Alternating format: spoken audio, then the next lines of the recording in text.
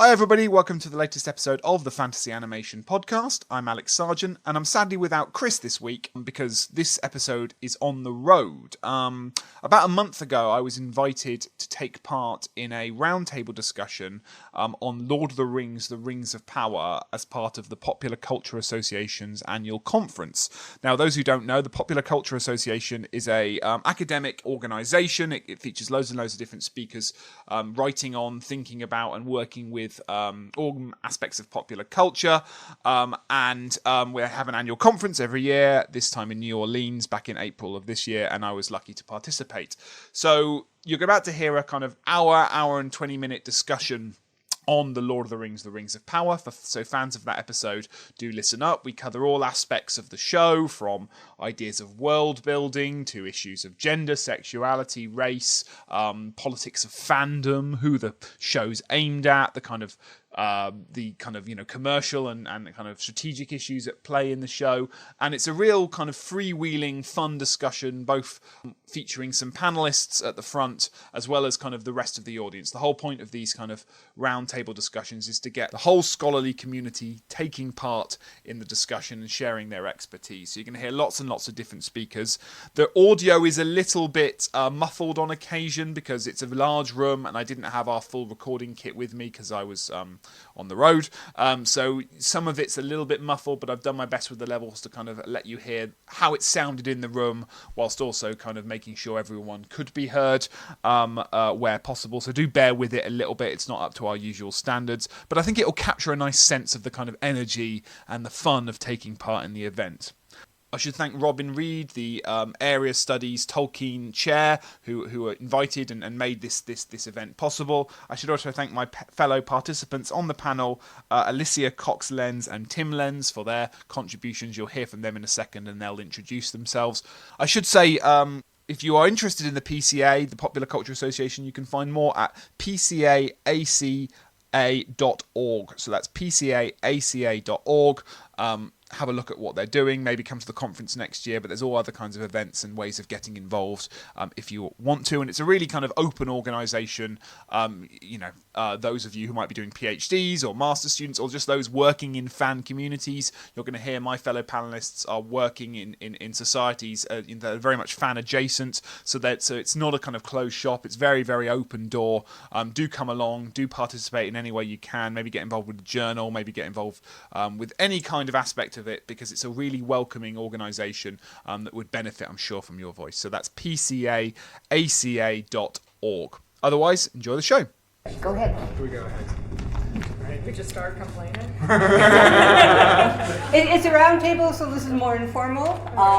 You guys can arm wrestle for who goes first. Should we introduce ourselves and say where we might be Introduce coming from? Sure. Before we apologise for our opinions.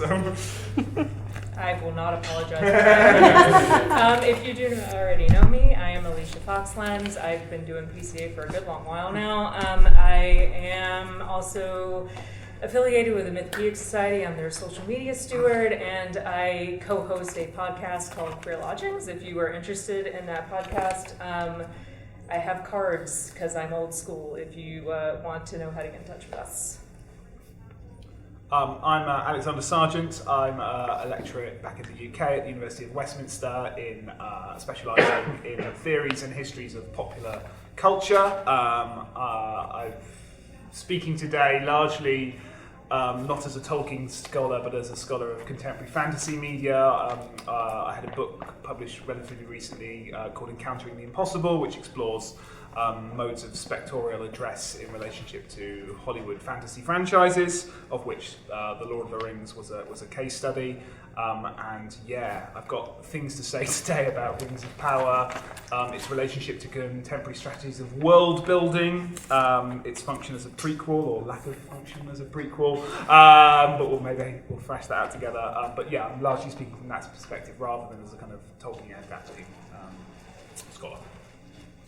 My name is Tim Lenz. Excuse me. I am also a steward of the McKay Society, which is North America's largest and oldest organization for appreciation and study of Tolkien and the Other Inklings, as well as other Mythopoeic works. I am professional than I am. I'm their conference steward, so if you're interested in other conferences that are sort of an interesting blend of scholarly and fanish approaches, then please come see me after. I'm also the producer and occasional co-host of the Queer Lodgings podcast, meaning that I do a lot of the technical stuff behind the scenes on it. And this is my first time presenting at a PCA, so thanks for being here. In terms of my approach, it sounds like I will probably be the apologist overall for Rings of Power on the panel here, but I do have some negatives, which is honestly, I'm going to be focusing on some of the things I think that they could have done better, but overall I've been really enjoying the series so far. But I am not the kind of person that's like, an adaptation needs to be wholly faithful to the source material in order to be successful. All right. I mean, I can start because my first gripe is like literally the first scene. We're a house divided. This is why So I'm sat in the middle. Yeah, exactly. Well, just start throwing punches in front of you instead of behind you. My primary beef with season 2 of Rings of Power is a very similar beef to what I have with the latter seasons of Game of Thrones. It is completely unmoored in time. When you have a flashback to start season 2 where you get to see, pretty Sauron, in his elvish form. Myron is how usually fan people refer to him in that form. And he's murdered. I mean, spoilers, obviously. You're in a panel about a show that aired like a year ago. And then you go into this like cave scene where, he turns into an ooze monster, which I also have problems with. I'll come back to that later. And there is no indication of the passing of time because there is no music, there's nothing. The only thing that's denoting time passing at all are like the sounds of some water drips. So you literally don't know, is he down there 5 minutes? Is he down there 50 years? Is he down there for 1,000 years? You have literally no idea. And that coupled with the fast travel that ends up happening later on in the season where people are going from like Middle-earth to Numenor just like that, much like Dany ended up crossing the entire map of Westeros with her dragons. It's more problematic in Game of Thrones, to be perfectly honest, because the first few seasons of Game of Thrones were very tied to an actual narrative and tied to time, and Rings of Power has never been that way, because they came out up front, we're going to condense the entirety of the Second Age into one man's lifespan, essentially. But I find it so hard to actually follow what's happening and when things are happening, and is this a flashback? Is this not a flashback? In what relation are all of these things happening to each other? I mean, I know canonically, vaguely, when all this stuff should be happening, but you get into something like the fact, I don't know, the elven rings are forged before all the rest of the rings, and like, is that supposed to, at this point, be a flashback? Is that how it is actually happening? They're introducing a lot of questions about the timeline that I think just makes it harder to parse. Specifically if you have the background of what is supposed to be happening and you're not just kind of following it through as it's presented. I'll come back to Ooze Monster later.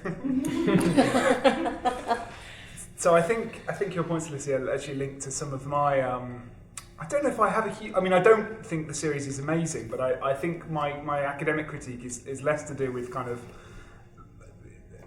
my just dislike of some aspects of it. There's a kind of conceptual issue going on here, which has to do with the function of the TV series as a kind of strategy of televisual world building. And I've written about this a little bit in the past in relationship to Game of Thrones, so it's a decent analogy in that, at least for the first kind of 5-6-ish series, at least the world building on Game of Thrones is pretty good. And we're not very good at talking about how worlds are built on television. We've kind of come from a strategy of world building where often we either talk about it through transmedia kind of storytelling strategies, whereby how worlds are kind of connected up across different outlets, or there's the kind of film studies tradition of talking about it in terms of like expressive mise-en-scène, but there's not a huge amount of work on like how a television show can build worlds.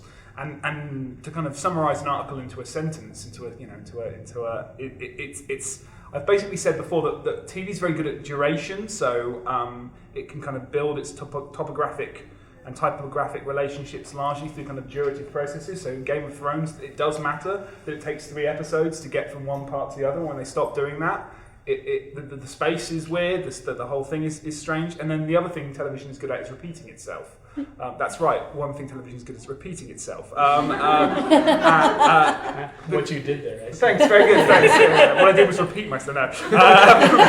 Too far. So all these kind of like the rules of the world in Game of Thrones are told very kind of habitually through these, various kind of plot points where we start to work out, okay, people die a lot in this world, people say these phrases, there are things that bind this world together in kind of, that matters, that makes this stuff a unique kind of narrative experience. And the problem with Rings of Power is that, and it could be that it stems from its function as a prequel, is that a lot of the world building is there implicit by what it's trying to get to, right? And the pleasure it thinks it's offering us is this kind of process of becoming into the world that we already know, which isn't fun because we already know that. So it's not fun to learn how stuff we already know exists happens. It's not fun to learn that someone who's clearly Gandalf is called Gandalf after like two seasons. None of it is narratively satisfying. So all you're left with is duration.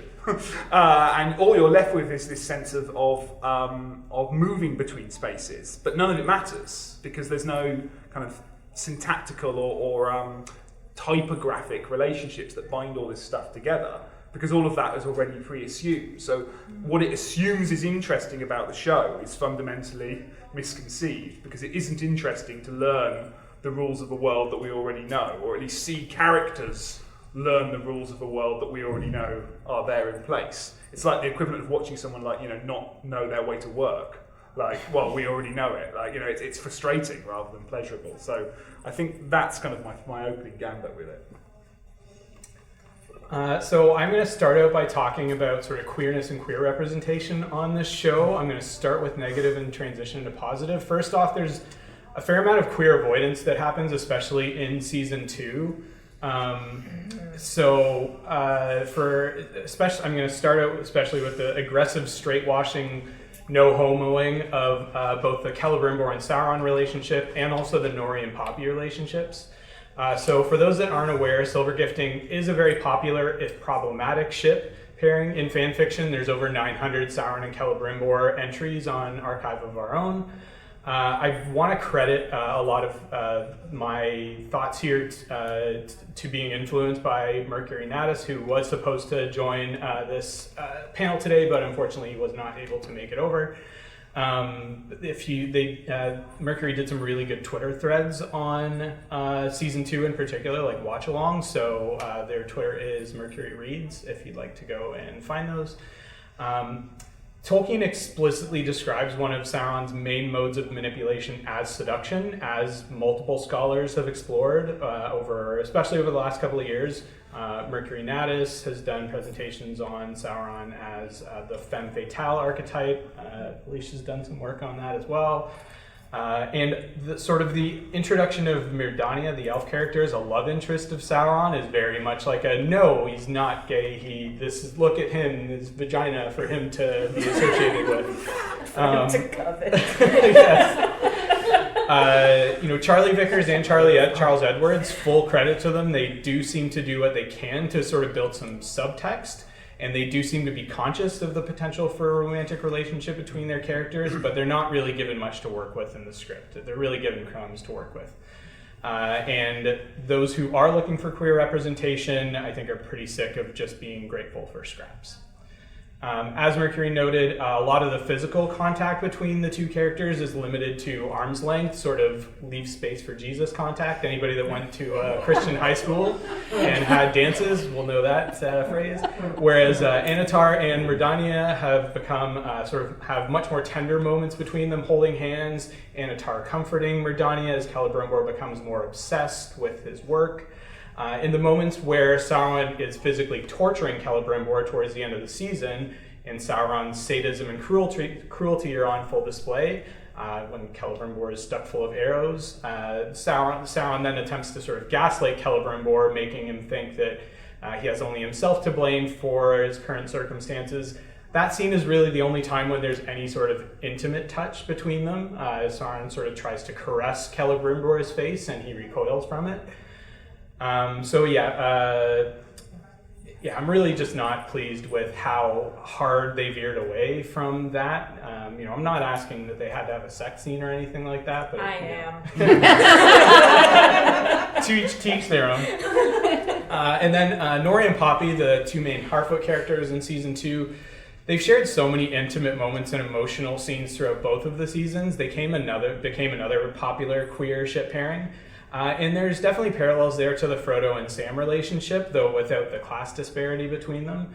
Even with Poppy insisting on following Nori when she leaves on her own journey, such as Sam did. Some fans have theorized that the union of Nori Brandyfoot and Poppy Proudfellow could produce the Proudfoot Hobbit lineage.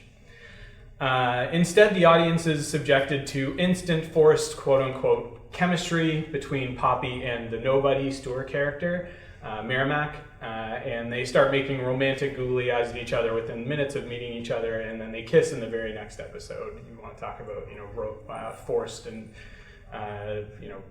accelerated romantic plots. That being said, there are some interesting potential queer readings to have in season 2. I saw a lot of trans allegory with the stranger's journey to sort of discover his full name and his fully realized identity. So early in the season, Nori says, don't you see, no one can give you a name. It is yours already. It is who you are. And when you hear it spoken, you feel your heart glow. So that brings in that idea of the search for true self and true name, which comes in its own time, cannot necessarily be assigned at origin. Ultimately, the stranger's given his name by the halflings and proto-hobbits, with whom his relationship will continue to deepen over time, obviously, and then as they part ways, they call him Grandalf, becomes Gandalf. Feel like that's contrived, if you will. I liked it. He finds his identity and his staff through community, through relationships, through acts of love and service and bravery. And then Tom Bombadil tells him after his quest, a wizard does not find his staff, it finds him like his name. So also gives the idea of found family there, which is a big queer theme. The search with his staff, Bombadil says, you'll find your true staff only when the vision of your heart is single to the service of the secret fire. There is also a little bit of Christian symbolism there too, which maybe we can talk about later. And there's also a little bit of parallel trans allegory with Adar. Adar feels that Adar, at this point in his existence, is his true identity, even when he wears Nenya, which heals the scars in the season finale and reveals that he once went by another name. He still chooses Adar as his true identity at that point. He says, specifically, when last I looked like this, I was known by another name. And then when Galadriel inquires about his previous name, he responds, a meaningless name, a name I was given. Adar is the name I earned. So he clearly feels that his life experience, including his past traumas, have made him Adar. So on one hand, I'm disappointed that we likely won't ever learn Adar's elven backstory now that the character's dead. Spoiler alert if you haven't seen season 2, since they sort of seem to have closed the books on him. But as a trans allegory, it works nicely as an example of a person who doesn't want to refer back to their dead name and prefers to live in their chosen, fully realized identity. Unfortunately, in terms of queer readings or queer representation in season 2, we see very precious little of the very loving and tender relationship between Prince Durin and Elrond, with the exception of when Elrond asks for the assistance of the dwarves, but we do get a lot of that queer tenderness between Durin and Elrond in season 1. I do have some notes as well on things like Christian imagery and racism and anti-Semitism and the agency of orcs and stuff like that too. So those are things we could definitely touch on maybe as we go through discussion. Before we completely go away from queer readings, my problem with Sauron Ooze Monster is down to a queer reading that I personally have. When Tolkien talks about the Valar and how they embody themselves, he talks about it as they are putting on clothes. They're not corporeal beings, they're spiritual beings. The whole concept of what frankly looks to be painful process from going from ooze monster back to a humanoid form really seems to fly in the face of that.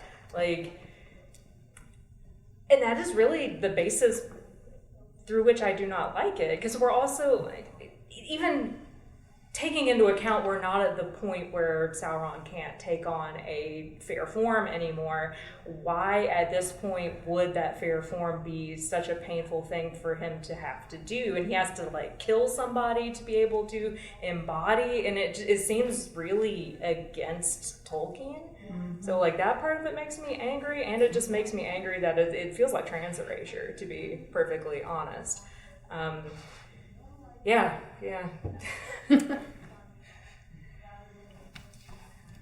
And then if I'm talking about this anyway, I have a problem with reading The Stranger and his quest for a name also in this same sort of vein, because he is being assigned an external name still, right? He's not, as in Adar seems like he is embodying that name, and he kind of named himself that, right? When they murdered Sauron, he takes on that mantle. He is the father of, from what we can tell, he is literally the father of the orcs, but also he is kind of spiritually the father of the orcs. That is what he is, and Gandalf is just this is what these tiny people are calling me. It is, but he also accepts it, and I do know trans people or non-binary people that have decided to choose a different name and have sought help from the community in finding that new name. So it doesn't have to entirely be internal. I feel for it to be a valid trans narrative. I also think that it's against Tolkien because Gandalf is not his name. Gandalf is one of many, many, many, many, many names. Much like Sauron keeps saying that it is one of my many, many, many, many names. Fair. There's also a determinism to that. If we're not just talking to Tolkien files, we're talking to the kind of the mass audience that this is aimed at. That is also his name, and everyone is watching this, waiting for this guy to say his name. So there's also a kind of, regardless of what room there is within the text, there's little space for that to be taken seriously as an option not to take that name. There's an inevitability about all of this. I guess the length of the process of becoming could have some interesting kind of opportunities to kind of allow this kind of a long space for Gandalf to be kind of unhitched from his own identity, but I sort of think it doesn't quite work like that. It's more this kind of process of inevitable. Well, and speaking to your larger point about this whole series functioning as a prequel, for me that I don't need yes, we know where everything ends up ultimately, but it's a question of are we most interested in where things end up or how they get there? And for me, for instance, with the Mythbeat Society, we did a book club leading up to the first season of Rings of Power where we read every single word Tolkien wrote about the Second Age, which in its entirety is only about 200 pages. Much of it's very fragmentary, a lot of it is unfinished. And so one of the things I was most interested to see with Rings of Power was how the blanks would be filled in. And also how some of the things that are, very vague would be elaborated on and that sort of thing. So that is really where I've been coming from the series in terms of my approach to it, in terms of how I've been trying to view it, is what, interesting things could they do in terms of getting, filling in these massive gaps of, it's an entire age, 4,000 years that only has 200 pages written about it. And much of that is also non-narrative as well. Much of that is timelines and, lists of kings like Claire went over earlier and that sort of thing, right? So there is, I think, a lot to be explored in the margins. And they don't have the rights to do it. Yes, that's right. Is they have rights to precious little of what was actually written. Although that's a little bit of a gray area because it is clear that the production has received permission to use specific passages. If they have been able to go to the estate and say, hey, we'd like to use this passage that is outside. For anybody that doesn't know, really, the only things that Amazon has full rights to is Lord of the Rings and The Hobbit.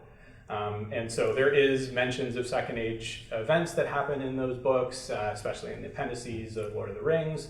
But a lot of the writings are in some of the posthumously written works. Silmarillion is the bulk of it, but there's also a fair amount in like Unfinished Tales and History of Middle-earth and stuff like that as well, which they do not have access to, but we don't know to what extent, but they have been able to ask the estate for permission to use certain passages from some of the non-Lord of the Rings Hobbit works.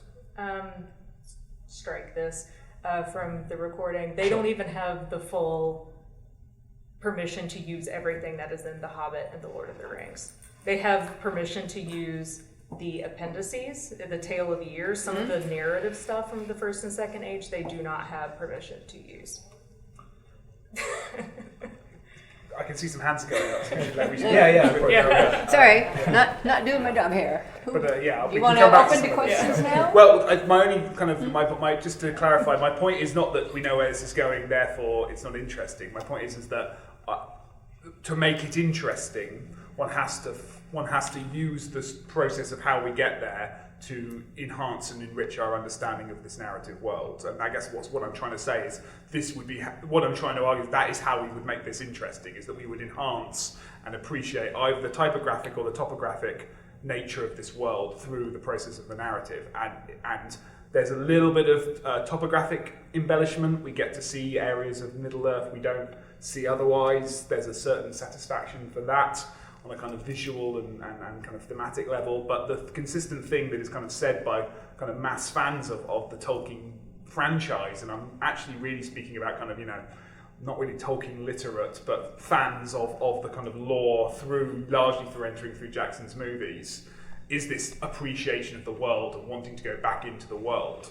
Well, the whole point of wanting to go back into a world is that you might find some more stuff in it that's interesting, and so far, that's not what they think is interesting. What they think is interesting is getting us back to the stuff we already know, and that's kind of where it falls down. Yeah, quoting the movie verbatim. Yeah, doing like the calm, Star Trek 2 calm kind of revelations of like, oh, that thing that you already know about. Yeah. Should we open up? Yeah. Leonardo DiCaprio pointing at the screen. Yeah. Right? So this is so exciting to me because I don't really have a lot of people in my life to talk Tolkien with. So it's like, yay, Tolkien people. A few things. One, thinking about the world building and the prequel idea, I think you're absolutely right, but I think the thing that Rings of Power does well, both season 1 and season 2, and I'm sure most of you will probably agree with this, is the dwarves. Oh yeah. And in part because, and this is what I was saying is, we don't have very much of the dwarves, which is why they can do good things with the dwarves. I think the thing that pisses people off is when they know the story. Like they know, oh, this happens here, this, like all the crap with the rings pisses me off. And this, I walked out. I went to a special viewing of the first 2 episodes of season 2. Yeah, we did too. Yeah. And like everybody I walked out, this is really fun, this is really good. I was like, I'm so pissed!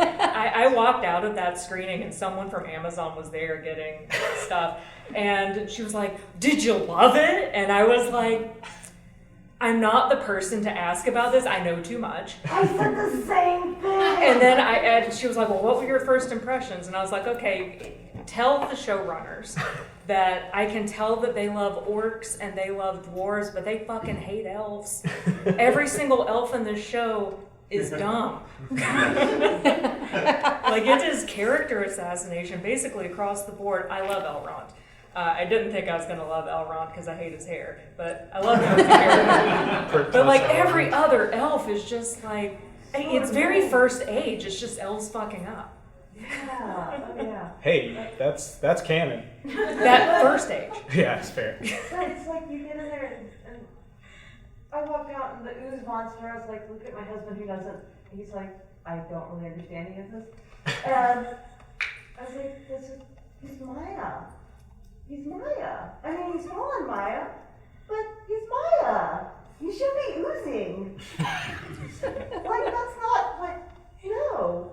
But so I think that's where the good things are with the dwarves, right? And I think that's the stuff that's fun and it's engaging, and you actually have real narrative, and the story makes sense, and you can see the arcs, and it's beautiful. And love Lisa. Yes. I love Lisa. And one of the other things I was thinking about, I guess this is a little bit outside, but thinking of the War of the Harem, that was one of the reasons I really enjoyed that, is because it's like this much narrative, and they managed to make a film about it because they were able to put things in that didn't disrupt what was there. And, or at least, yeah. Who's seen War of the Rohirrim? Guys, it's great. Oh, it's wonderful. I hate anime and it's great. Yeah. Yeah. And there's something else I was going to say, but yeah, this is, thank you. Is there an issue with the dwarfs about tone? I could be completely wrong here because, as I say, I'm not a Tolkien scholar, so I'm happy to be corrected. But one of the things that strikes me that's kind of happened, if we do the kind of really simplistic Lord of the Rings trilogy, Game of Thrones television, now we are where we are, is that there has been a tonal shift in the way high fantasy is kind of told in the mass media from those films, and the desire for lightness, for mirth, for sex, for violence, for the kind of if you watch Lord of the Rings, the Jackson films, they're like Braveheart, like in their tone. There's kind of Shakespearean, operatic, historical fiction. And that, when we're back with the elves and they're describing the murkiness of the waters and the changing of the tides and speaking in this kind of figurative platitudes, one feels we're back in kind of, Braveheart territory. And whilst the dwarfs, by the very nature of their character construction, can allow for those kind of moments and allow these things to think. But then I don't know, because Tolkien isn't necessarily.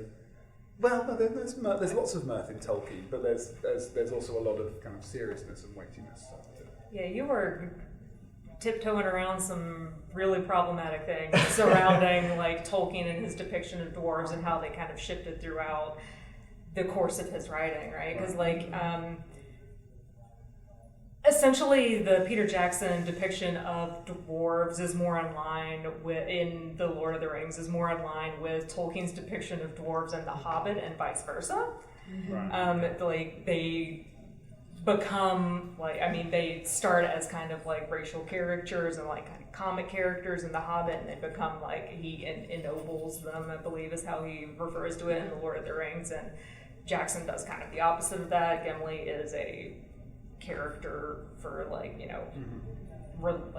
relief essentially, and then Thorin becomes baby Aragorn.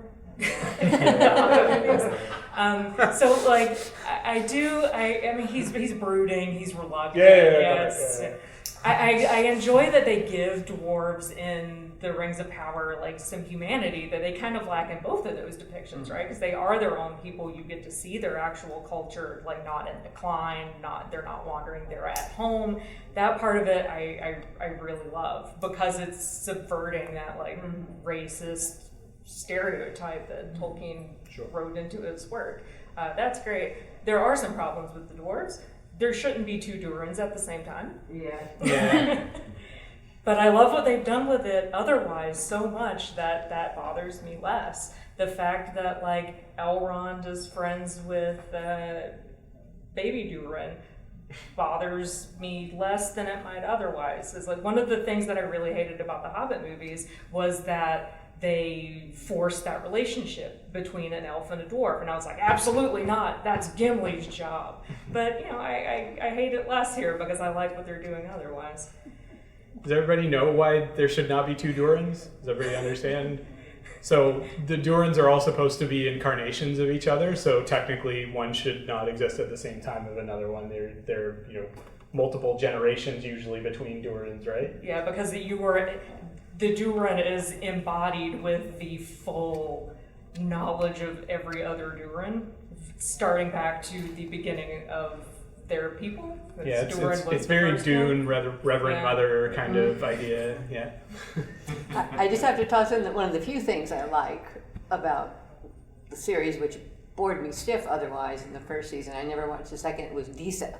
Oh, yes. Because what you are doing, now I don't know, I heard fan guesses, rumors that they were going to pull a Lady Macbeth with her. I don't know if they did that, but that's one reason why I didn't keep watching. But debatable. But like I say, wow, dwarves have women characters too, and she's fantastic. Yeah. But yeah. Did I see? Actually, I have a little bit just on Dwarf. Yeah, Disa's arc, fantastic. Durin the Third's arc in season 2, also his sort of redemption arc and giving up the influence of the ring and everything, and then, spoiler alert, taking down the Balrog. Super badass. Absolutely loved the way that they dealt with his arc, and also how he sort of in his final moments repaired his relationship with Prince Durin as well.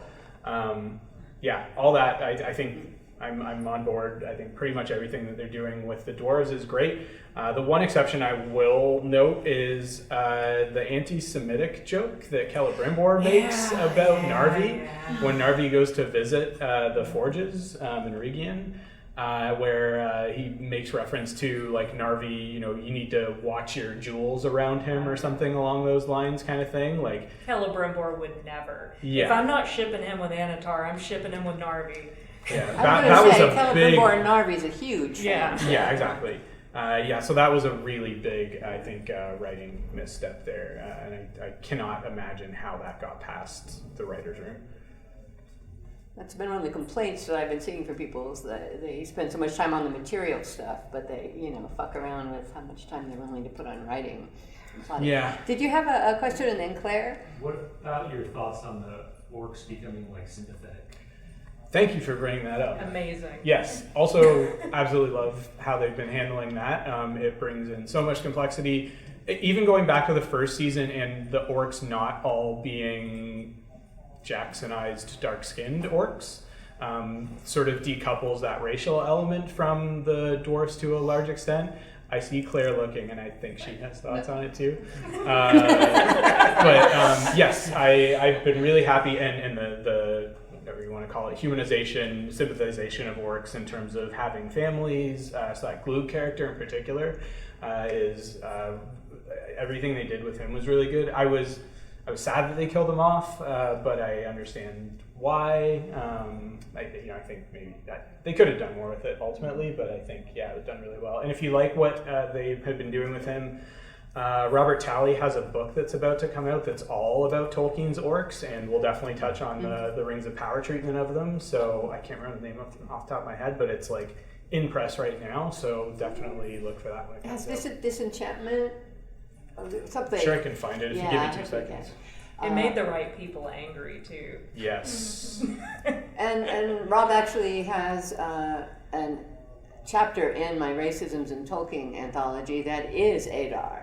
All about Adar and his happiness. If you don't know Rob Talley's work, his self-chosen role in Tolkien studies is orc sympathizer. Yeah. He's been working on that issue for a while. His book is titled The Mismeasure of Orcs, A Critical Reassessment of Tolkien's Demonized Creatures. It is scheduled to be released June 19th. So Available for pre-order. So. Don't pre-order it from Amazon. No. Okay, Claire, you had your hand up at one point, and then you, and then back to Carol. Well, I have 2 points, but you guys can pick which, or like questions that I just want your opinions on. You can decide which one is more interesting. I would love to know your impressions of the depiction of Muriel's disability in the second season specifically, because like I had my first season Can of worms. and then I watched, and obviously they disabled someone, and I was like, this will be great. And then my impression, and I'm like, do I just care too much about this, or is this an accurate perception? Is that besides her occasionally staring off into space, we really don't see they don't do anything with their disability. So do you think they do it? Like, I thought it was, like, I was like, at least I'll have something to write about, good or bad, but it's so meh, I almost have nothing to say about it. So I don't know if, like, your perceptions of, specifically the season 2 depictions of it were interesting?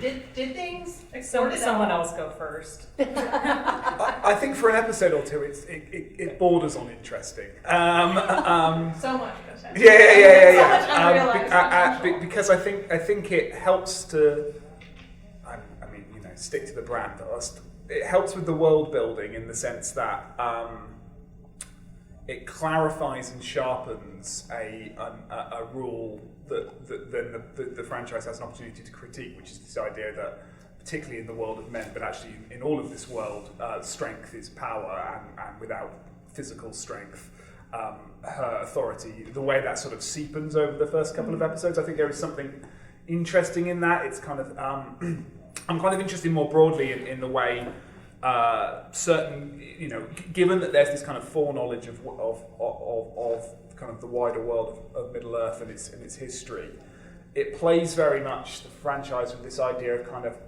authenticity and inauthenticity. So there are characters who we know are actually these characters or will become these characters behaving differently, and we have to kind of watch their inauthenticness, and then slowly they become authentic. And then there are other characters that seem to kind of and I would put in the inauthentic the kind of the Isildurs of this world, you know, Durin, people like that who we kind of know are going to come good or go bad, but we're watching the other version of it. But you can apply that same schema to some of the rules, right? We can make rules that seem fixed of the previous world unfixed, and we can fix rules that are perhaps at the moment unfixed. Now, there was an opportunity to do that with that, but I think you're right.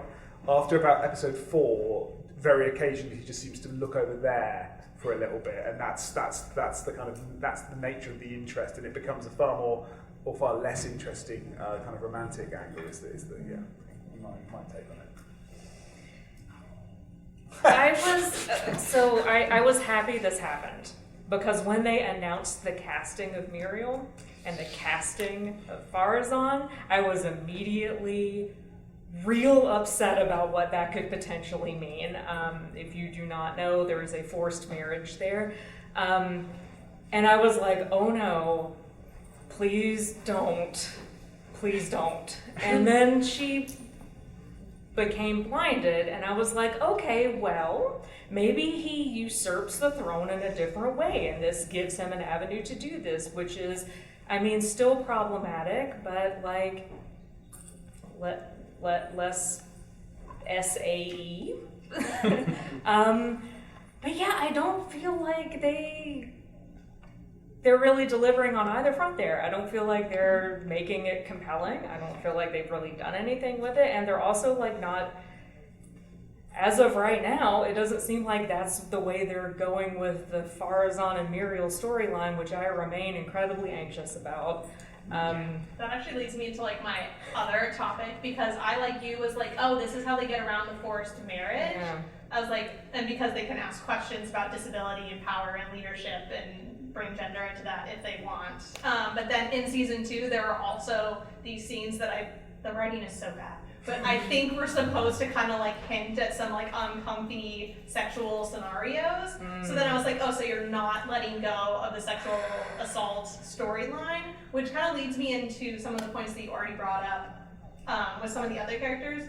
But the compulsory sexuality in the season 2, which is always heterosexual, is like insane. It's like, and I'm a big shipper, so nothing against shipping, but it's like Muriel, Elendil, give Isildur a girlfriend. Like, give, like, everyone just got a boyfriend or a girlfriend of like a partner of the opposite gender. Like, everyone. The compulsory sexuality was like, took so much time that they couldn't even develop any of these relationships. So then people are making googly eyes at each other after just meeting, because they had to give everyone a partner. There are certain episodes that seem like you're watching like a WB drama. And it takes me right back to 2005. Yeah. The one thing I would say about the Muriel situation, just, you know, Muriel and the Palantir being a seeing stone and everything, like maybe they're trying to play off that very ham-fistedly. And to be fair, they are ham-fisted at times with how they're playing things. I also don't really think that the show knows what the hell they're doing with POC characters in general, which is unfortunate because there are POC in the writer's room. Going back to season 1, you had the main POC elf character in chains, working a chain gang by the second episode. And the only other character we've seen in chains so far is in season 2 with Muriel, who is also another POC. So. Yeah. And how many POC people have been fridged? Right, yeah, there's Rian in the second season, the Asian elf character. There was the black elf character that gets killed by the Barrow Whites. That was horror movie trope, right? It's like the black guy dies first, right? Like that's it. So yeah, just in general, I don't have a whole lot of confidence. And if you look at the showrunners, you can kind of figure out why. They don't really know how to handle their POC characters. I appreciate that they're making an effort. Disa is the exception. Disa they're handling very, very well, I think, overall. I think they pulled back enough on the Lady Macbeth aspects of it, with the way that, especially the way that Durin III falls. But I'd say for 80-90% of the POC characters, they just are not treating them great. Which is a shame, since this is the woke Tolkien show. Right, exactly. It's like if you went to all the trouble of hiring a diverse cast and pissing off like all the right people with those like hand posters that came out 6 months before the show or whatever. Have the balls to do something with it, right? Like. Well, I've read some, not about this show, but other of the few people of color or writers ending up in these showrooms that they don't get listened to. That's entirely, I can only assume that's happening That's to a large probably what is happening. So. We started talking about this with Muriel and Palantir and Roth, but I'd like to hear what all of you kind of think about New North. That for me was kind of like something that hadn't been broached in visual media, really, any films related to Tolkien so far. As a people, as specific characters, or? Well, I mean, you're kind of talking. We talked about the orcs, we talked about the elves and the dwarves. I think Farazan is way more compelling as a villain than Sauron is at this point. He's way more manipulative. He's way better at doing that sort of thing than Sauron is, which is an interesting choice. I'm going to go off in like a weird direction. I think their use of that particular color blue is, in their costumes, way outside the realm of possibility. One of the things that I do other than random scholarship is I cosplay, right? And I'm really into historical sewing. There's absolutely no way they would have been able to make that colored blue dye given the technology that they supposedly have. And I also just don't think that they really brought in the Egyptian elements of Numenor that they possibly could have, but I think in general their architecture style it's different enough, it reads differently. I wish Numenor was an entire country instead of just a city and a beach, but conflicted about Numenorians, honestly. I wish I knew how they fit all those horses in those teeny tiny itty bitty ships. Yes. I know horses. I'm pretty happy with the way Numenor is depicted visually. There's certain characters I'm not crazy about. The one thing that I think is really weird that they're kind of doing is this immigration fear-mongering kind of thing with the elves are coming to take your jobs. That was a really weird pull. But I think they veered away from that in the second season, and I think they're getting more towards sort of what Claire was talking about this morning with like the fear of death and faced with their own mortality and all that sort of thing, and starting to resist the natural order of things and everything. I think we're getting towards that now, especially like some of the stuff that they did with showing the religion of the faithful in season 2 was pretty interesting, like showing the secret ceremonies and the shrine and that sort of thing. And then the pushback or the resistance, the king's men coming in and like destroying the shrine and everything. And that's also where Valandil dies, is it not? Yeah. That was a really powerful scene, I thought. So I think they're they're pulling some of the right threads in Numenor in terms of story and thematic elements. I do share with Alicia, I really would like to see more of Numenor in future seasons. Like, I'd like to see the Meneltarma and stuff like that. I'd like to see more different parts of the island, that kind of thing. But and I guess that does go back to, there's some areas where the sense of place, or Middle-earth does feel to an extent like it's these discrete cities that don't really have a sense of distance between them and the wilderness that's between them and everything. With the possible exception of Rhûn, I think they did a pretty good job of showing that with Gandalf and the Harfoots. And the Harfoots in general, like being a nomadic people, you do get a sense of their distances of their journeys, but like men, elves, dwarves, there's not really much of a sense of the space between places. Yeah, there are sort of three, there's probably more, but at the top of my head there are three kind of locusts of narrative action, at least the way it structures it. There's the kind of mainland Middle-earth stuff that it's very happy to kind of couple together as one site of narrative action where characters can briskly move in and out of them. Then there's the journey of the Harfoots and Gandalf, and then there's the Numenorians, and that adds an element. There's a separation both in terms of duration, in terms of moving back and forth between the places. The fact it's happy to keep those characters more distance from the rest of the plot. That does add to the kind of the sense of I guess just the vastness of the place. And I think there's more success in that one. From my perspective, again, with sort of a less of a Tolkien hat on, it feels a space where they can put in far more kind of Game of Thrones kind of style mannerisms and narrative actions and narrative spaces. It's a place where we can contest thrones, and there can be secret conversations over candlelight, whispered behind corners, and there can be, even a discussion of the religion. It's very King's Landing, both in its design and its kind of mannerisms and things like that. That's not necessarily a bad thing, but I can see the writer's glee in kind of, we can kind of make this a bit like Game of Thrones, can't we? In a kind of post 2011 world. It's also worth noting that they poached a lot of production and writers from Game of Thrones. Yeah, sure. Not poached, they were out of job. Yeah, But visually, that makes complete sense. So that, Except the costumer was the Hobbit costumer. So, and just playing off, I think the other thing that does frustrate me about the lack of interconnectedness of the various spaces or areas is these are solved problems, right? You have, like, we've been doing the Indiana Jones, show the journey on the map thing for 40 plus years now. We've you can put text on a screen and say, this is where we are and this is how much later it is and that sort of thing, right? Yes. There are ways that they could be doing that, and they're just shying away from it for whatever reason. And it puzzles me as to why. See, Carol had a question, and then Lincoln? Yeah.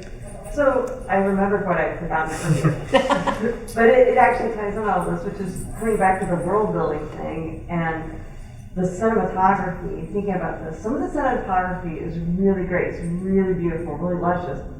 And then there were scenes, particularly in the first 2 episodes, and then in the Barrow White fight scene, it was so dark on the screen. Mm-hmm. I was like, can I just turn the TV off now? It was like, there wasn't... And like I said, I was like in the special screening in a theater, and it was so dark I couldn't see it. And I'm like, that's an insane choice for the production. And it is a sandbox. You want to get in there, you want to play, you want to see all these things. And you made it so I can even see what you're doing. So. It's that Game of Thrones. I was going to say, we can't get away with the Game of Thrones comparisons, right? Yeah. You sound like you know Game of Thrones better than I do. I haven't watched it since it aired, but like that battle scene towards the end and Winterfell. Winterfell. Well, even the way Rings of Power is structured kind of has that legacy. The idea of the battle episodes, coming roughly around series 8, episode 8 or 9 of the series. Not the last episode. The last episode is we all reflect and think about what's going to happen in a year or two's time and come back for more. But that episode where we just focus on one, that's exactly. I mean, it has a function. It kind of it highlights the narrative significance of it. It's again, it's not a terrible storytelling device, but it's definitely paying, I mean, this isn't necessarily a cynical point. I'm happy to make loads of cynical points. I've got them here. But this isn't necessarily one of them in that, of course, take what's successful about, probably the first globally successful high fantasy television series that take stuff from it. It's not a completely terrible thing to be doing. It's a very good thing to be doing. But it does strike one watching it is that there's actually a lot going behind the surface as to how this thing is kind of functioning as a map. And I think there's a technological element to that as well. For instance, like the Battle of Winterfell, like when Alicia and I watched that, like it was fine. It was fine on our TV. Like we had a relatively new TV. Like I had like color corrected it and everything, or gone through and got the settings the way I wanted. We watched it at night. Yeah, we watched it at night, and we didn't have any issues with it. But then there were a lot of people that were like, I couldn't see anything. Like it was so dark, I couldn't tell what was going on. And we didn't have that experience. We actually watched. Was it episode 3? Yeah. In a hotel room in Atlanta after Dragon Con, with an old TV that the brightness on it was terrible.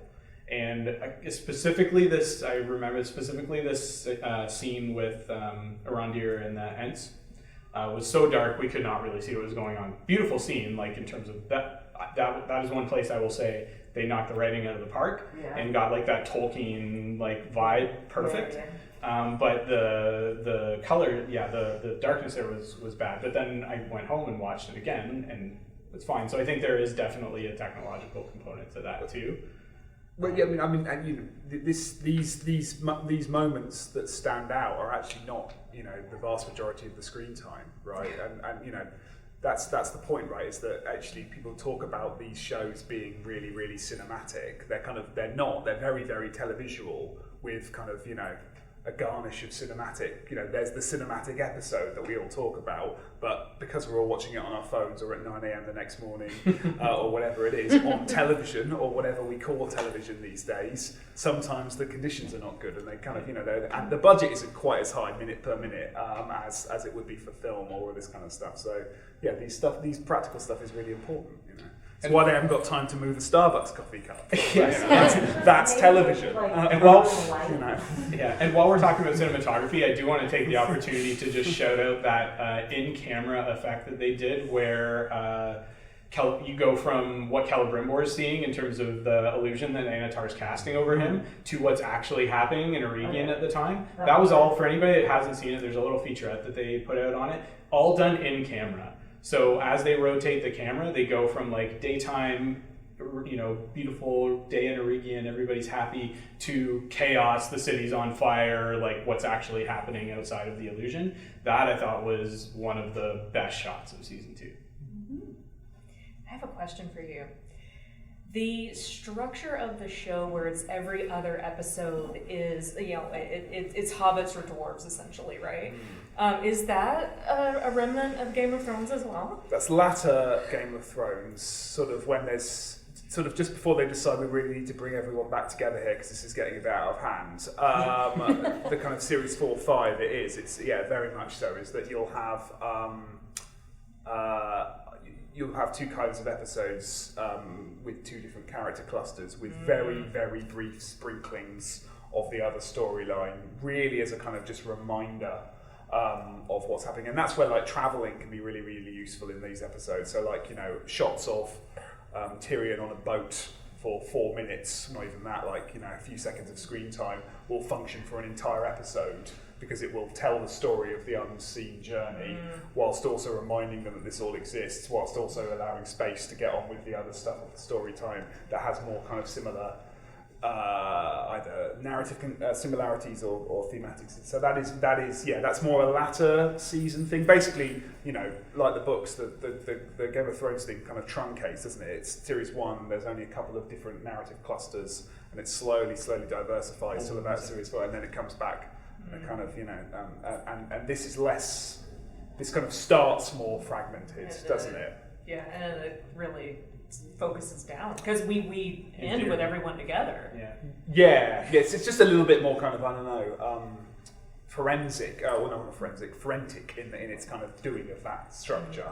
because you get, okay, let's all come back for this big battle, and then we have to run over here and set up Rivendell, and we have to run over here, and all this kind of, it's a much more kind of, if Game of Thrones, you can plot this kind of back and forth in 8 series, this has kind of done it already 3 times in 2.5 series. Yeah. Lincoln? I was just going to say, it might be controversial, just to say that Rings of Power wasn't made for anyone in this room, possibly, or Tolkien fans at all.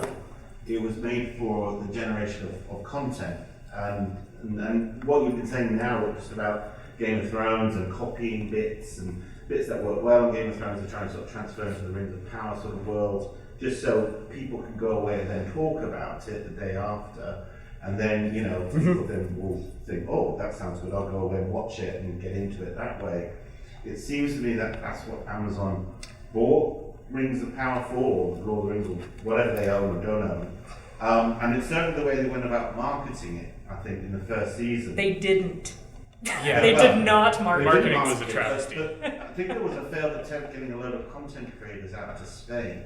Yeah. Who, many of which have never watched any Lord of the Rings, even Jackson stuff, all read in the books, and they were all like, yeah, we're going to watch this, it's going to be great, and then half the content creators never made any content about the show. They did correct that for season 2. Season 2, they tapped a bunch of Tolkien content creators. And finally, they finally went to Tolkien guys who they have to have fired their marketing manager for season 1 and brought on somebody that knew what they were doing for season 2. Their marketing manager that they hired 3 months before the season aired. Sorry, I'm my day job, I'm a marketer. I'm a graphic designer and I work in marketing. That's where this is coming from. So my big question then is all these problems we see partly due to the fact that they're trying to sort of create moments, like you said, moments that people can go away and ship over there, or moments of representation that work well here, and then they can then put that on screen, and it seems to be very strategic. Might be wrong strategy, and they got it wrong, but that's the way they went about it, and I don't know if your thoughts on that. And in a sense, also, it's for streaming era, and that's how seemingly content works on streaming, because after 2 seasons things get all squished together because they've run out of money and run out of time, and we probably won't get 5 or 6 seasons of this. We'll get another one and it will die dead. So Amazon's contracted to do 5 seasons with the Tolkien estate. That was in the plans from the very beginning. It's up to them if they decide to go through with it or not, but as of right now we know we'll get at least 3. Honestly, with how much money Jeff Bezos has poured into this, and it's also, he is a Tolkien fan, for better for worse, so I think he will probably see it through as a pet project, to be honest with you. That's just my personal feeling. Going back to the original points you're making, I do have a little bit of an issue with saying this show is not made for Tolkien fans, but that goes to a broader point on who gets to define what a fan is. If somebody saw and enjoyed the Jackson films, but they've never opened a Tolkien book, do we say that they're not a fan if they've only played games or whatever? Well, that would be me. I came to Lord of the Rings through Jackson's films, then I read the books. Yeah, and a lot of people did, and that's even match that for me, and that's sort of why I said my thing. Yeah, but I think your point is exactly correct in that this show is not catering to the people that know the lore very well. Yeah. And let's be honest, if this show catered only to the people that knew the lore very well, it would be unwatchable. Absolutely, 100% unwatchable. It would also be unprofitable. If it was, exactly, it would not be successful. It would not have a broad audience. Like, they clearly have had to broaden the appeal to a large extent, in order to make it have any sort of commercial feasibility. That's just adaptational theory, though. Right? Yeah. And I do spend a fair amount of time in the culture wars, and one of the sort of stock responses that I send out to people that clearly are not very familiar with the Second Age writings, that are like, it is not faithful to the writings. I was like, my brother, because we usually do. If somebody made a Second Age adaptation that was faithful to Tolkien's actual writings, which are fragmentary, often unfinished, and often contradictory because they're non-published works, right? Or posthumously published works. It would be an absolute disaster, and nobody could watch it. So yes, I think, were they successful in the way that they brought in the appeal? Absolutely debatable. but I think that they didn't have any choice but to broaden the appeal. Sorry, can I jump in here? Because I have a sort of theory that looks at what Lincoln said and what you guys are saying. You're talking about this as a strategy that they're doing. I have a mediocre white man theory that says they picked, and I've read some interesting rumors about who the two showrunner guys, whose names I do not retain, who they knew in terms of who had access to Bezos, and apparently they sucked up to one of the grandson and some other stuff. Very inexperienced. Yeah. And there's been analysis, as I said, of some of their things where they went into huge detail about the Harfoot wheels or something on the way. Or something. Of course, they ignored the fact that the Irish traveler stereotype was pissing off huge parts of Ireland. So you have inexperienced guys who spent very little time. I mean, yeah, we have a 5-year plan, and are now making up this stuff as they go along. I'm remembering what happened to, I didn't watch it, but friends did, Lost, after what's his name left, and the guys were going, what do we do, what do we do, what do we do? So I'm reading this as not intentional strategy, but mediocre white man, and Bezos has gazillions of dollars to spend, and yes, they have offended all the authoritarian white guys who are so fan of thinking Tolkien is theirs. To Robin's point, I would like to add, and this is different than season 1. The writers for season 2 have almost no experience. Like if you look at their writing credits, it's like one documentary that was, I'm going to assume, like a school, like an undergrad grad school film project. Like compared to, because they did take a lot of the writers from season 1, and I honestly feel like the writing was crappy in both seasons. Besides, like the one, besides Forgiveness Takes an Age. That blind was amazing, but everything else was garbage, which is why I think they fail to kind of Shakespeareize, because I'm like, Shakespeare was a better writer than that. Because like none of their lines make sense. Gilgalad is contradicting himself every time he opens his mouth. But the writers also, specifically for season 2, have almost no experience. Okay. So yeah, it's not intentional, but it doesn't matter because it's propped up with Bezos money.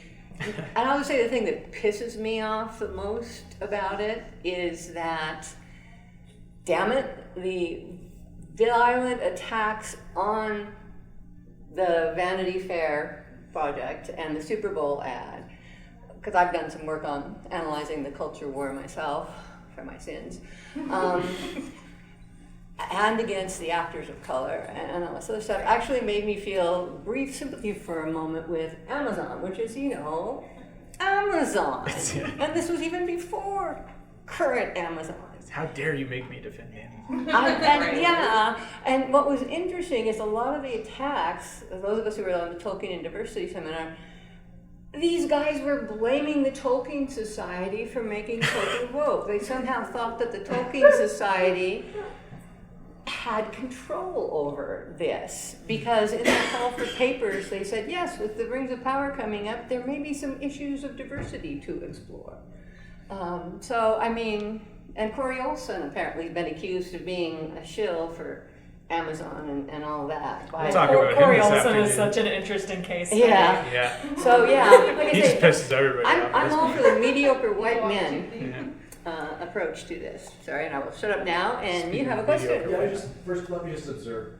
You are a person after my heart that you're concerned about that shade of blue, because to me, my bridge too far is potatoes in medieval fantasy world. Fair enough. And I understand it's Or like, tobacco. But yeah, it's like, if we can have dragons and magic, can't we have that shade of blue? You're like, no, damn it. But It's synthetic. I want to put out a question though, and I don't want to be stoned or, you know, I fear for my personal safety. But I wonder, could any of these problems come from? I mean, on the one hand, I actually have great sympathy for the writers of the show, because I always say it's like they're trying to create a story out of like prepositional phrases, like and subordinate clauses, like they really literally have to take like what was just the beginning of a sentence in Silmarillion or something like that, and be like, okay, we're gonna get a whole episode out of that, right? But Tolkien himself, I mean, he could be very tropey and had like 3 stories that he wanted to tell, and just kind of kept telling them over and over and over. Oh no, tell me the one again about the mortal man in love with the elvish woman who has to sacrifice her mortality, With the sexy long arms. Yeah. And so I just wonder, like, could that also be a problem? That, like, besides the fact that what they're working with is incredibly fragmentary, but that also there wasn't a ton of inventiveness. I think they're doing too much. I think by having the scope be the entire second age that they don't have the full rights to, that they've like hamstrung themselves, right? When this project first got announced and they were like, it's gonna be second age, and I was like, fuck yeah, we're getting Game of Thrones Numenor. That's what's gonna happen. It's gonna be political intrigue. It's gonna be amazing. That would be so much fun to live through. It's like a relatively self-contained like story to the point of War of the Rohirrim. One of the reasons that works is because it's relatively self-contained. I was so disappointed when they were just like, well, we're gonna do the Forging of the Rings, and I was like, okay, and all of this other shit too. Because once you add in all of this other stuff, it becomes harder to tell a coherent story. And the inexperience of the writers plays into that. The fact that they can't write good dialogue to save their life unless they're literally quoting the movie verbatim. And yet you rely so much on it. Like, let's watch people talk in front of trees for a while. Right. Oh, my engineer husband has asked me so many times to explain the timeline of this show. I can't. That's my answer. No. This is not a I will possible thing. Yeah, I'm really curious with your thoughts on that. Well, I think you're exactly right. They're doing too much. I think that could just be to offer some sympathy and to link it to some of the points we've made. I suspect. They've signed a 5-year deal. I remember in early press releases, there was lots of they were a bit vague about how many it was going to be. They were keen to say it was going to be a lot. I think words like 10, 12 seasons, 10, 20-year project were kind of floated about as quotes from various people. So obviously, I think the strategy might have been see how series 1 does and recalibrate from there, which is how you can do television. That's why Lost didn't work, because it was kind of originally designed as a couple of series, and then they realised it was far too successful, so they had to all just sit there for about 5 series waiting for the stuff we were going to do anyway to be done, right? And by then we'd all worked out what it was going to be. So that's the television is very good at middles. It's terrible at openings and closings. Film's kind of the opposite, right? The second act is usually the weakest act in a film. The first and the final act is usually the better, because there's more opportunity for kind of expression and all this kind of stuff. So it's good at middles, but it didn't quite know what middle it was trying to set up. And then by the time season 1 happened, they realised whatever ambitious, let's try and do all of this stuff, and let's do let's make a season largely about Numenor and just not really advance the plot with the other stuff, but that'll be fun and that'll be exciting. And we'll do this for 10, 15 years. Oh, we're not going to do that, are we? This is going to be a 5-year thing and we're out. Oh, we're going to get it all done thing. There's structural problems going on here. So it's over ambition and lack of commitments to what they wanted to do in the first place. Because we're saying that it's doing too much, but for the first 3 episodes of the first series, I mean, nothing happens a lot. Yeah. Like, there's a lot of stuff not happening in those first episodes. They happen all over the place. There's rafts, there's mountains, and nothing matters. Like, none of it's interesting, and nothing actually is plot, right? So they obviously were happy to keep it slow at one point, and now they're speeded up. I think they have corrected for sure in season 2. Like, you can see you can debate about how, whether the corrections were successful or not, but there's definitely storylines that they dropped from season 1. Some of those were due to actor departures and stuff like that. Nazneen Biani, for instance. So Arondir doesn't have a romantic arc anymore, unless maybe you want to count. Well, unless you want to count him and Isildur. But more compelling than what's her face. Yeah. But yeah, I think it remains to be seen. I'm always hesitant to judge a show like this that has sort of a planned ending until we get to that ending, especially in a case where it is like it's going to be this many seasons. We're not going to try and stretch it out to be more than that. So it's really hard to compare a piece of media like a film to an entire series of television, especially when you're only 2/5 of the way through it. Now I can add some cynical points. I would say that no television show ever has a planned ending. They might have a plan, but they will rip it up if it's doing well, unless you're literally dealing with someone who is so such a name or so dogmatic as a creator, they refuse to do it. Even then, they'll fire them and get someone else to finish it off.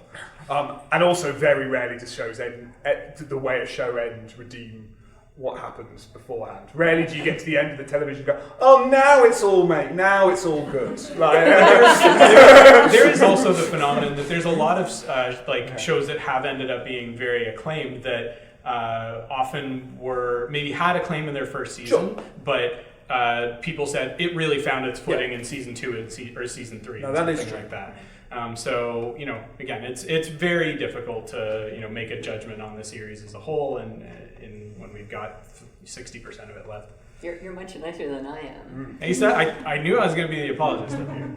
It's interesting too, because that television being good at middles and like not having a set ending is such an American thing too, right? Yeah. Like British television doesn't do that to the same extent. I'm thinking specifically here about like UK versus American Office. Yeah. Yeah, but that's because we haven't got the money. We would this kind of commercial ambition of let's run something for 15 years or let's try and see how far we go. That's just not. We don't have the money to hire the writers. That's just not how television is. It's a different structure in the UK. I mean, we have Doctor Who. That's still going, and that will continue to go. And the ending isn't going to justify all the stuff that came before. I can assure you. But we're better at episodic stuff because that's easier to do in those kind of ways. Yeah. Yes. I don't know. I mean, my experience is sort of like Robin's. I think where I just didn't care enough about it to be angry or anything like that, and it just sort of was like, okay. So I'm just curious if we know. I mean, aside from marketing type strategy differences and issues, like who they're listening to, who the showrunners are actually listening to in terms of any feedback that's coming into them. Do we know that?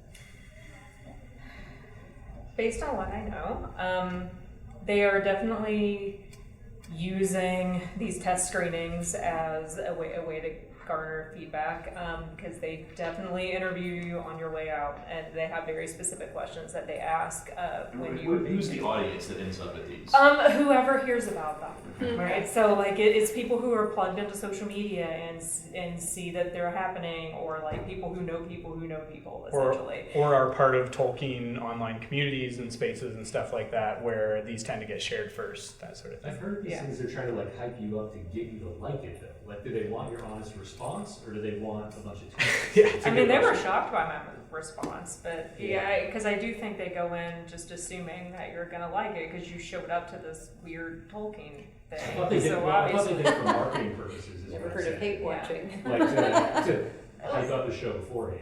Yeah. To get social media buzz going and that kind of thing. Yeah. But I've never been to one, so.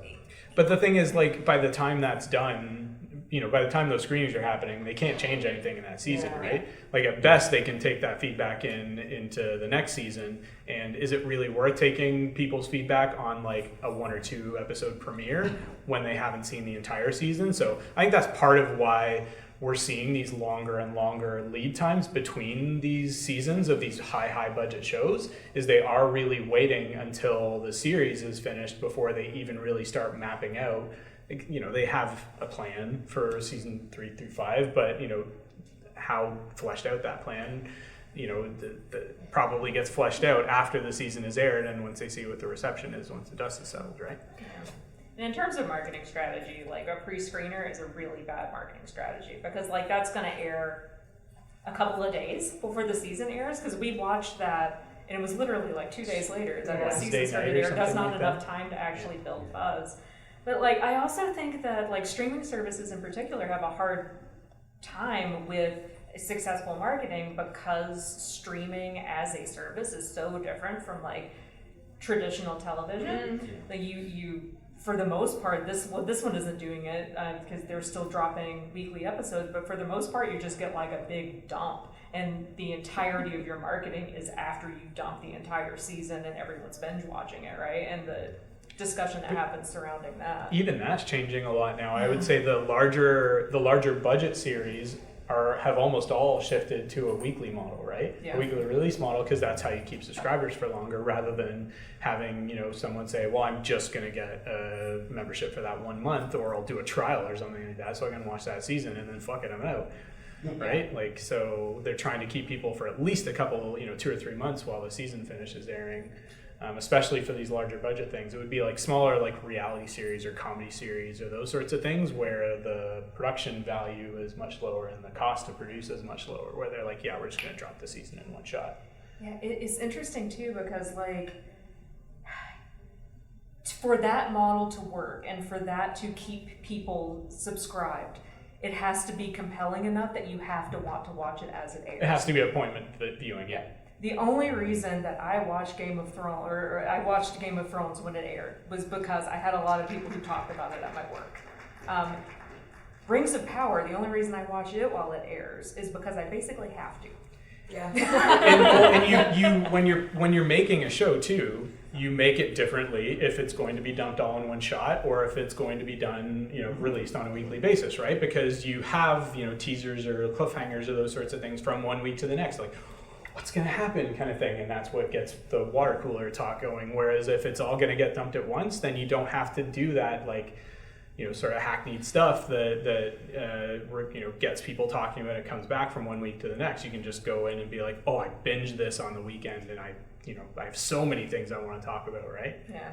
Like, if there's not a compelling enough reason to watch it as it's happening, like if it's not like a cultural touch point the same way Game of Thrones is, that marketing strategy doesn't work, because why not just wait for everything to air and then just sign up for a month and binge it and then leave again, right? And I don't think Rings of Power has achieved that they set out to, in terms of being the thing that everybody's talking about from week to week.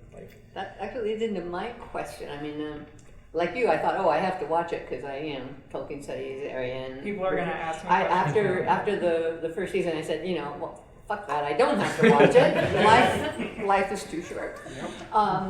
But I was reading about it because I'm willing to read stuff about things that I don't want to watch or don't like. But what I was seeing was the audience share for, I think that there was some drops in the number of people watching it, although I gather the streaming services are very cagey about them. They're not Nielsen ratings. They don't report, yeah. They don't report correctly, but that's a lot of, anyone sort of see some of this stuff in terms of audience share dropping? It wasn't becoming the big blockbuster that Bezos was fantasizing about. And that happens with pretty much everything, but it's a matter of the extent of that drop off, right? Yeah. If it's 20% versus 60% that you're retaining for the entire season, right? Is measure of success. And one of the things too, thinking of cliffhangers, made me think about this, is, and not in a good way, was the kiss. Oh, do we have to? Ew, like I had a visceral, like my husband and I were sitting there, and I was like, ew, ew. And yes, that is exactly like cliffhanger, but like if you don't even need to know like backstory, you understand it from, well, Lord of the Rings. You're like, Jesus kills his mother-in-law. Good mother-in-law. Ew. Ew. Yeah, so I have a theory about that like it's a Jacob Bella Twilight situation. Oh. Sorry, you all have that now too. I hate it. It's not a cliffhanger because no one cares. Yeah. Can't wait to see how that's going to play out. We all know how that's going to. Well, about 4 ways that plays out. Largely, just let's not mention it again. It's probably the one they're going to pick. But it's not. These aren't cliffhangers. Yeah. I was going to say, is that another part? I guess I have 2 thoughts. One is part of the problem with the streaming dump everything at once, that they're maybe why the pacing is so slow is they're thinking of it as essentially like an 8-hour-long film, and they're pacing it according to that rather than episodically. The other thought though is it because we know, like you said, it reminds me. There's this famous article by Stanley Fish called "The Temptation of Plot in Paradise Regained," and the whole premise of that, people didn't know, like Milton wrote a sequel to Paradise Lost that's really bad. Okay, part of the problem with Paradise Regained is it's about Jesus' temptation in the desert.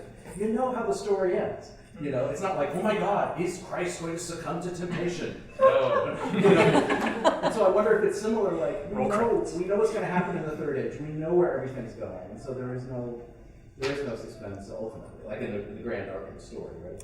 But Lincoln's point that a lot of these adaptations, there is an audience who doesn't know. Right. And I saw Fellowship of the Ring 45 times in theaters. This is what drove me into Tolkien studies. And in all but maybe 3 of those times, at the end of the film, someone in the audience would say, "How is it ending? He still has the ring." Yeah. I mean, they didn't even not know that it's...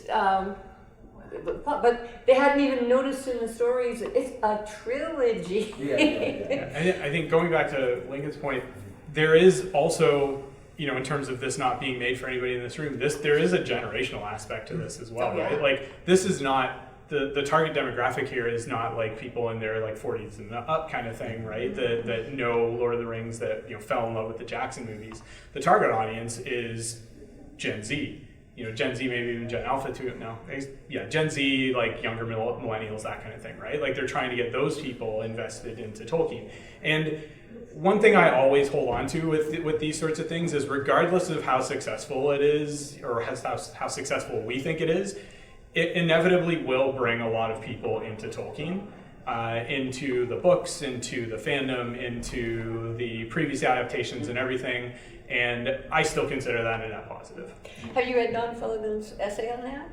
I'm familiar with it. I have not read the whole thing. Yeah. Don Felligan, fan name, founder of Silmarillion Writers Guild. Don Wall's Tuma, when she's analyzing Tolkien, she couldn't be here this year, has a fantastic long-term project going on that every 5 years she does a major IRB survey of Tolkien fandom. And in fact, when the whole stuff about Rings of Power started and people were shrieking, she wrote, look, this data, and she acknowledges the limitations of it, show that the Jackson films brought a lot of people into reading Tolkien and writing Tolkien fan fiction. And sometimes movie fanfic, sometimes whatever. Hell, it brought me in, and I was a lot older. So she says Rings of Power will do that too. But only if people are watching it. It also, again, take the streaming numbers with a grain of salt. It was Amazon's top streaming series of all time as of when it first aired. I think it's now maybe been surpassed by Reach or something else, but at the time it was Amazon's most successful streaming series ever. That being said, Prime Video is like 4th or 5th in like the streaming service tier, so take that. It will get some people to the Tolkien lore, because enough people are watching it where, even if a very small percentage, still that's still a lot of people. But yeah, I did a class on television world building. Apparently that's the only thing I can talk about. A few weeks ago, and I actually let the students pick the screening afterwards, whether it was the pilot episode of Rings of Power or Game of Thrones, and they said, please do not show us Rings of Power ever again.